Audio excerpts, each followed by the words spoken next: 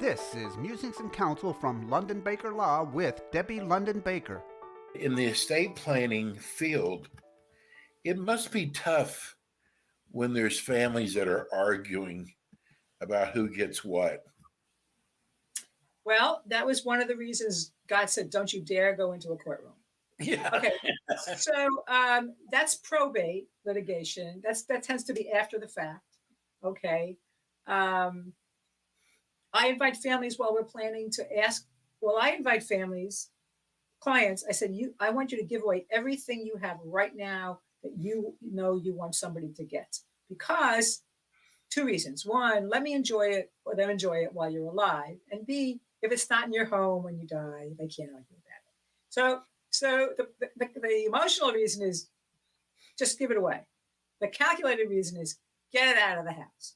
And people say, well, my kids will never argue. And I go, well, you may be right. But sometimes they do over the smallest of things. That happens after the fact. And that's when I call my friends who do probate litigation and say, hey, have at it, because I want no part of this.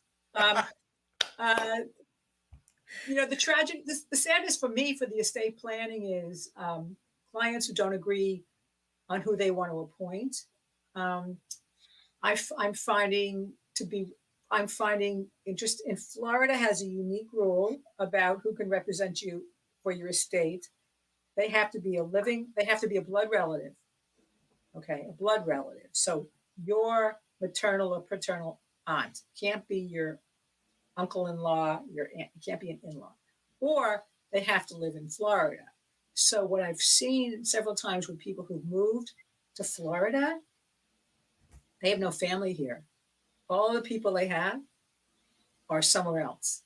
And they really don't have anybody to represent them for their will because they haven't formed the friendships or the trust for that. And that's really tragic.